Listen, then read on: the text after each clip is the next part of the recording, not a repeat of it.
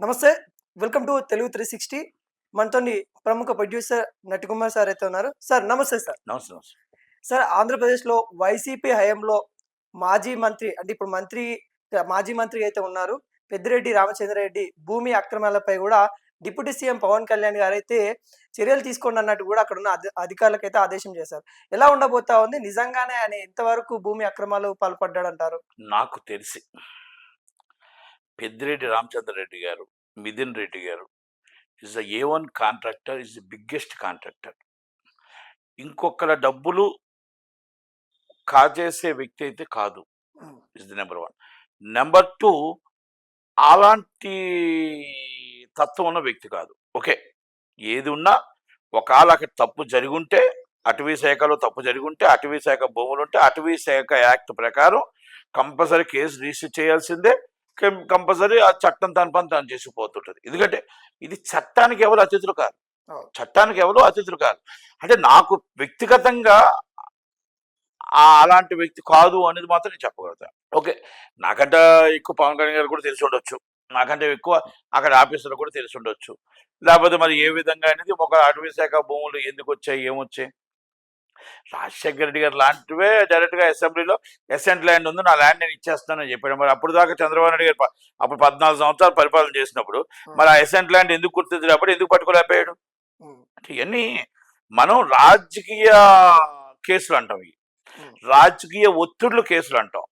ఇప్పుడు మనకు ఒక చిన్న దాంట్లో చంద్రబాబు నాయుడు గారి మీద పెట్టారు. ఎస్, రాజకీయ కేసు అది. హ్మ్. ఇప్పుడు దాంట్లో ఒక ఐఏఎస్ అండ్ ఐపీఎస్ అండ్ మొత్తం డిఫరెంట్ ఈ డిపార్ట్మెంట్లన్నీ ఏం చేస్తున్నాయి? మీరు సర్వేలు ఏం చేస్తున్నారు? ఆ సర్వేలో మీకు అటవీ శాఖ భూమి ఉన్నప్పుడు ఇన్ని రోజులు బట్టి ఏం చేస్తున్నారు? ఓకే, ఇప్పుడు అటవీ శాఖ మంత్రిగా పవన్ కళ్యాణ్ గారు వచ్చారు. హ్మ్. వస్తాడు, మరి పట్టుకొని ఇమీడియట్లీ దాని యాక్షన్ తీసుకోరు కదా. హ్మ్. యాక్షన్ తీసుకుంటున్నారేమో చూద్దాం. అంటే ఒక తప్పు చేస్తుంటే. కానీ పెద్దిరెడ్డి రామచంద్రారెడ్డి గారు అక్రమంగా అలా చేసే వ్యక్తి కాదు అని నేను.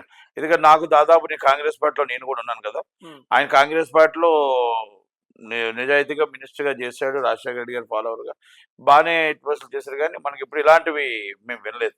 అంటే ప్రధానంగా ఎందుకు అవి వస్తున్నాయంటే నకిలీ పత్రాలు సృష్టించారు అనేది కూడా కోణం వస్తా ఉంది.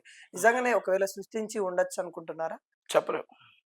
అదే అంటున్నాను కదండి, చట్టానికి ఎవరు అతిథులు కాదు. హ్మ్. తప్పు జరిగితే 100% దానికి శిక్షించవలసిందే, కేసు రిజిస్టర్ చేసిందే.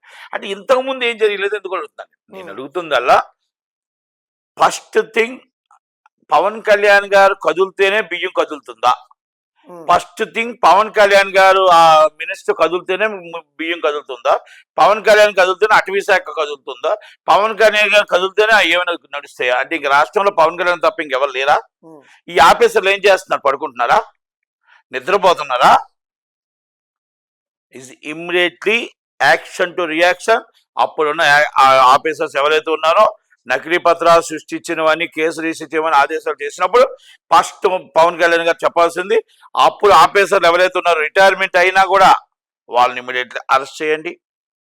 ఇప్పుడున్న ఆఫీసర్లు ఎందుకు సర్వే చేయలేదు, ఎందుకు వెరిఫై చేయలేదు? మీ దాకా వచ్చి మీరు ఆదేశాలు ఇచ్చిన దాకా ఎందుకు మరి నిమ్మకు నీరెత్తినట్టున్నారు? ఇమ్మీడియట్లీ వీళ్ళని సస్పెండ్ చేయండి. ఆఫీసర్ల పాత్ర లేకుండా డైరెక్ట్గా ఒక మంత్రి ఎలా తీసుకుంటాడు? మంత్రి చెప్పినా, చీఫ్ మినిస్టర్ చెప్పినా మనకు అక్కడ రాజ్యాంగానికి చట్టానికి లోబడే ఉండాలి, హ్మ్. జీవోలకు లోబడే ఉండాలి. ఒక పాడు భూములు కానీ, ఒక ఎసెంట్ భూములు కానీ, ఒక అటవీ శాఖ భూములు కానీ మనం ముట్టుకోవడానికి లేదని, ట్రైబల్ భూములు కానీ ముట్టుకోవడానికి లేదని తెలియదా మీకు? మరి అలాంటి తీసుకున్నప్పుడు మీరు ఏ చట్టాల్లో ఎప్పుడు కేసులు పెట్టారు, ఎప్పుడు నోటీసులు ఇచ్చారు, ఏ రోజు మీరు చెప్పారు?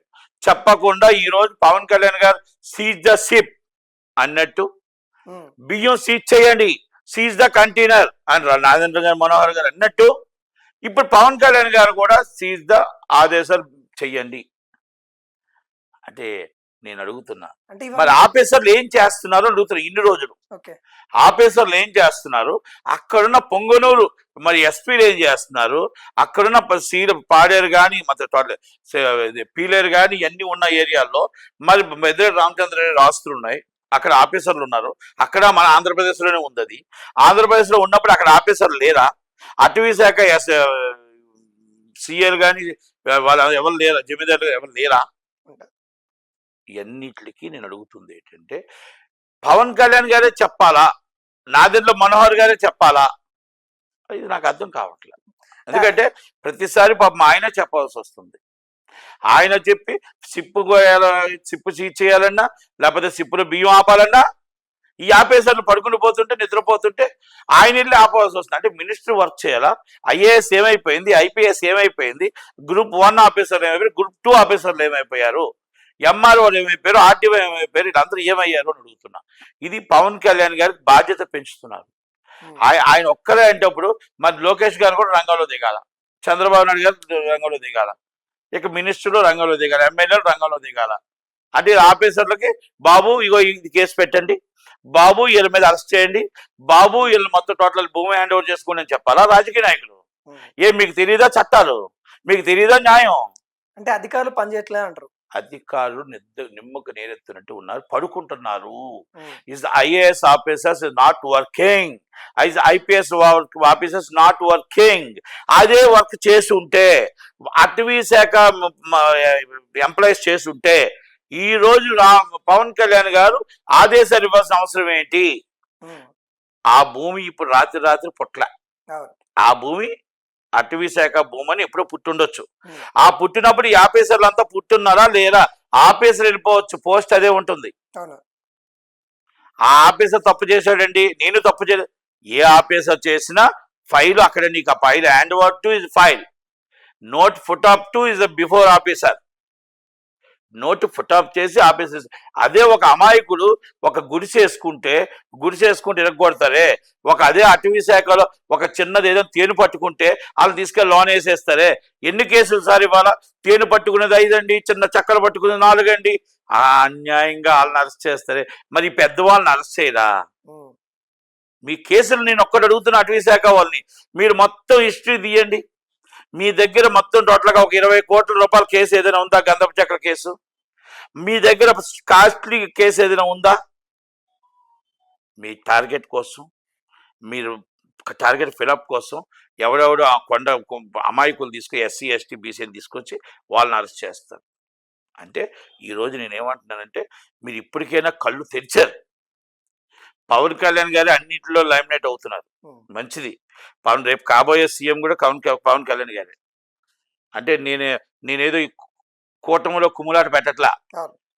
ఈజ్ వర్కర్కి ఎప్పుడు కూడా ఛాన్స్ ఉంటుంది, వర్క్ చేసే వాళ్ళకి ఆలోచన ఉంటుంది. అందుకే కాబోయే సీఎం ఆయన అని చెప్పాను. కానీ కూటమిలో కుమ్ములాట నేను పెట్టలా. ఆయన వర్క్ బట్టి వస్తుంది పోస్టు. వర్క్ లేకపోతే ఎవరికి వస్తుంది? మన ఇంట్లో కూర్చొని ప్రజా దర్బార్ కూర్చుంటే వస్తుందా? ప్రజల్ని మన దగ్గర తెప్పించుకొని, ప్రజల మందిర కూర్చోబెట్టుకొని 10 గంటల దాకా ఆకలితో పెట్టి వాళ్ళకందరికి చెప్తానని చెప్పి పంపించేస్తే వాళ్ళకి రాదు. ప్రజల దగ్గరికి వెళ్తే ప్రజల సమక్షం తెలిసి మన నాయకుడు అని అంటారు. ఇది పవన్ కళ్యాణ్ గారి దాంట్లో కొంచెం కనబడుతుంది. సీజ్ ద సిప్ అనొచ్చు, లేకపోతే ఇంకోటి అనొచ్చు, పంచాయతీలో కూడా ప్రక్షాళన చెయ్యాలి, పంచాయతీ ఈఓల మీద ప్రక్షాళన చేయాలి. పంచాయతీలో కూడా ఆఫీసర్ లెవెల్ పనిచేయట్లేదు, మీకు పంచాయతీ ఫండ్స్ రావట్లేదు. కనుక సీరియస్గా యాక్షన్ తీసుకోమని పవన్ కళ్యాణ్ గారు చెప్పినట్టు ఇమీడియట్లీ ఐఏఎస్ ఆఫీసర్స్ కూడా మీరు కరెక్ట్గా ట్రైనింగ్ ఇవ్వండి. వాళ్ళకు కూడా పాత కేసులు ఏమున్నాయో ఆ నోట్ వచ్చింది కదా, అవతల కాసి ఈగోకి వెళ్ళి నేను వివిఐపి ఫోన్లు ఎత్తుతాను, నేను ఎవరి ఫోన్లు ఎత్తనని కాదు. ప్రజల ఫోన్లు ఎత్తండి. ఈ సాలరీ ఇస్తుంది ప్రజలు, ఇస్ ద పబ్లిక్ ఇస్తున్నారు. మీరు వివిఐపీలకే నేను దర్శనం చేస్తానన్నట్టు మీరు కూడా వివిఐపీలకే దర్శనం ఇవ్వడం కాదు.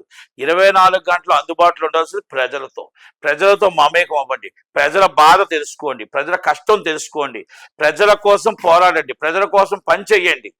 అంతే తప్ప వివిఐపీల దాంట్లోనే ఉండిపోతాం, సైడ్ అని కూర్చోవడం కరెక్ట్ కాదు. ప్రజల దర్బార్ అయినా, స్పందన అయినా, గ్రీన్ ట్రిబ్యునల్ అయినా ఏదైనా అవ్వచ్చు, మేబీ ప్రజల కోసం పనిచేయమని దయచేసి చెప్తున్నా. ప్రజల కోసమే పోరాడండి, ప్రజల కోసం నిలబడండి అని మాత్రం మీకు చెప్తున్నా. ఎందుకంటే పవన్ కళ్యాణ్ గారు చెప్పిన దాంట్లో కంపల్సరీ తప్పు చేసి ఎవ్వరైనా చట్టానికి అతీతులుగా. Thank you.